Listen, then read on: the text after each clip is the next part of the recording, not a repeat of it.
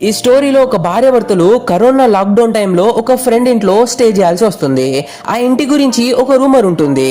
అక్కడ ఒక ఆవిడ తన భర్త అనుమానం తట్టుకోలేక ఉరి వేసుకొని చనిపోయిందని, ఆమె దయ్యమై తిరుగుతుందని చెప్తారు. ఆ ఇంట్లో భర్త రోజంతా ల్యాప్టాప్ ముందు కూర్చొని టైం పాస్ చేస్తూ ఉంటే భర్త మాత్రం వంట క్లీనింగ్ అంటూ కష్టపడుతూ ఉంటుంది. పైగా మనోడు అప్రిషియేట్ చేయాల్సింది పోయి నువ్వు వంట సరిగ్గా చేయవు, నిన్నెవ్వరు మెచ్చుకోరు అని సెటైర్లు వేస్తాడు. ఒకరోజు ఆ భర్త ఏదో సరదాకి వంట చేసి నేను కోసం వంట చేశాను కదా, ఒక థ్యాంక్స్ చెప్పవా అని అడుగుతాడు. భార్య ఎందుకు చెప్పాలి అని అడిగితే మా అమ్మ వంట చేస్తే అందరూ మెచ్చుకునేవారు, నువ్వు కూడా నన్ను మెచ్చుకోవాలి అని బిల్డప్ ఇస్తాడు.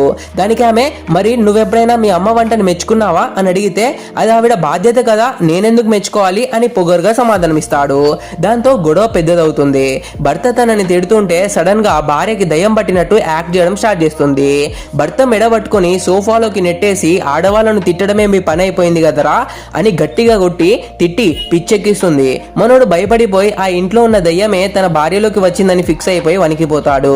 కానీ చివరిలో తెలిసేది ఏంటంటే ఆ భర్తకి బుద్ధి చెప్పడానికి ఆమె కావాలని దయ్యంలా నటించి వాయించేసింది. ఇంట్లో ఆడవాళ్ళు చేసే పనిని బాధ్యత అనుకోకుండా కొంచెం అప్రిషియేట్ చేయడం నేర్చుకోవాలి బ్రో, లేదంటే ఇలాగే దయ్యాలు దిగుతాయి.